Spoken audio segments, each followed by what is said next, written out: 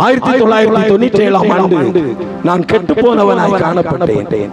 நான் ஒதுக்கப்பட்டவனாய் காணப்பட்டேன். உறவினர்கள் எல்லாராலும் ஒதுக்கப்பட்டவனாய் இருந்தேன். பயங்கரமான ஒரு மதுபானத்திற்கு அடிமைப்பட்டவனாய், தாய் தகப்பனுக்கு கீழ்ப்படியாதவனாய், ஒன்றுக்கும் தேவைப்படாதவனாய், ஒதுக்கப்பட்டவனாய் இருந்தேன். எனக்கு அருமையான தேவனுடைய பிள்ளைகளே, 1997 ஆண்டு ஒரு நாள் ஒரு கூட்டம் நடந்து கொண்டிருந்தது. அந்த கூட்டத்தினுடைய பின்பகுதியில் நான் உட்கார்ந்து கொண்டிருந்தேன். அங்கே நீங்கள் பார்ப்பீர்கள் என்று சொன்னால், அங்கே பிரசங்கம் செய்யும் போது நிறைய பேர்களுடைய பெயர்கள் விளிக்கப்பட்டது. சில செவிடர்களுக்கு காது கேட்கப்பட்டது. சில கண்பார்வை இழந்தவர்களுக்கு கண்பார்வை கிடைத்தது. நிறைய அற்புதம் செய்தார் ஆண்டவர். நான் கூட்டத்தினுடைய பின்னாடி நிற்கிறேன். நான் பின்னாடி நின்னுட்டு அதுவரையிலும் இயேசு என்று சொல்லி கூப்பிடாதுனா இயேசுவே என்று சொல்லி கூப்பிட்டேன். என்னுடைய வாயில வந்த ஒரே ஒரு வார்த்தை, ஏசப்பா என்னை ஆசீர்வதி, ஏசப்பா என்னை ஆசீர்வதி. இந்த வார்த்தை தான் வந்தது. எல்லாரும் போய் முன்னாடி சாட்சி சொன்னாங்க. எல்லாருக்கும் ஜெபம் பண்ணப்பட்டது. எல்லாரும் அற்புதத்தை பெற்றுக் கொண்டாங்க. என்னை பார்த்து யாருமே நீ ஊழியம் செய்வ, நீ இப்படி எல்லாம் பண்ணுவ அப்படின்னு யாருமே சொன்னது கிடையாது.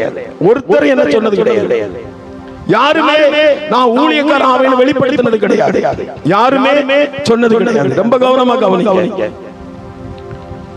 1997 ஆண்டு நான் பின்னாடி நின்று ஜெபம் பண்ணி கொண்டிருக்கும் போது என்னை நேசித்த ஆண்டவர் என்ன நடந்தது என்று சொன்னால், நான் மிகவும் எல்லாராலும் ஒதுக்கப்பட்ட நிலைமையில் இருந்தவன். நான் அப்படியே சும்மா ஆண்டவரே என்னை ஆசீர்வதியும் என்று சொல்லும் போது நான் பார்த்து கொண்டிருக்கிற முதலாம் வானம் இரண்டாக பிரிக்கப்பட்டது. நான் நினைச்சேன் ஒரு வானம் தான் நினைச்சேன். இரண்டாம் வானமும் இரண்டாய் பிரித்தது.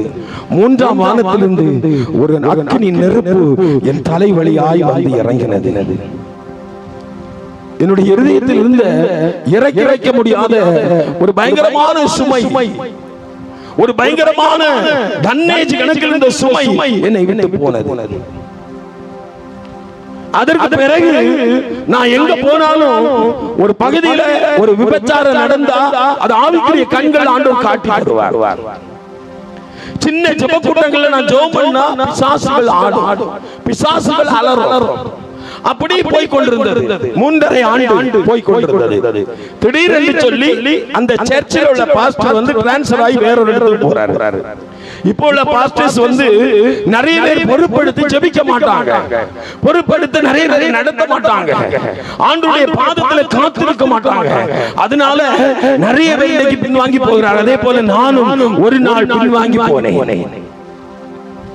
அவர் போன உடனே மறுபடியும் முன்னிலும் அதிகமான அசுத்த ஆவிகள் என்னை சேர்ந்து பாவம் செய்ய வைத்தது. நான் செய்யாத பாவமே கிடையாது. எல்லாராலும் ஒதுக்கப்பட்டிருந்தேன்.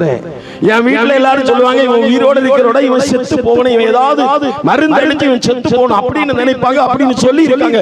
எல்லாராலும் புறக்கணிக்கப்பட்டேன். எல்லாராலும் என்னை புறக்கணித்தார்கள்.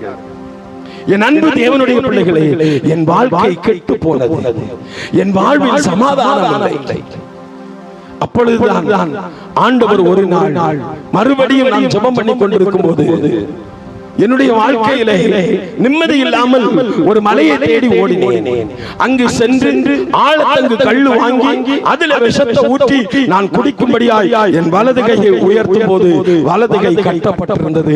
இடது கையை உயர்த்தும் போது இடது கையும் கட்டப்பட்டிருந்தது. 2 கையும் கட்டப்பட்டவனாய் வீட்டுக்கு கடந்து வந்தேன். வீட்டில் உள்ளவர்களுக்கு தெரியும், எங்கேயோ போய் இவன் செத்து போறான், இவன் செத்து போனா போதும்னு நினைச்சாங்க. 3 அக்கா ஒரு தம்பி உண்டு. அந்த பகுதியில நாங்க தான் ரொம்ப வசதியானவங்க. அந்த மலை பகுதியில போயிட்டு வீட்டுக்கு திரும்பி வரேன். ரப்பர் சீட் உணர்த்தக்கூடிய ஒரு அறை, 2 அறை இருந்து அதுல ஒன்றுல ஒரு டியூபை கட்டி கீழே வச்சேன். வேதத்தை எடுத்து படிச்சேன்.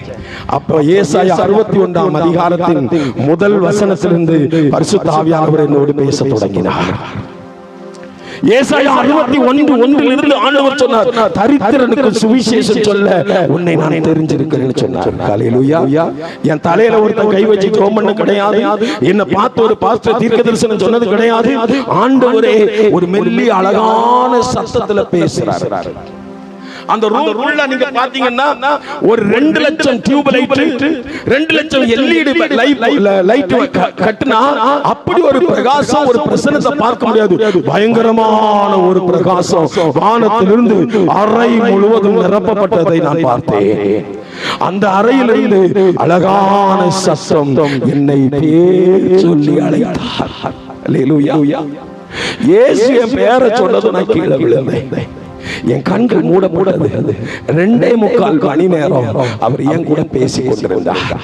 2.25 மணி நேரம் நான் படுத்த இடத்திலே படுத்திருந்தேன். அநேக வெளிநாடுகள், அநேக ஆயிரக்கணக்கான லட்சக்கணக்கான ஜனங்களுக்கு நான் சுவிசேஷத்தை சொல்றேன். நிறைய அற்புதங்கள், கிரகிக்க முடியாத அதிசயங்களை ஆண்டவர் செய்கிறார். அல்லேலூயா. அதுல ஒரு அதிசயம் ஆண்டவர் செய்தார்.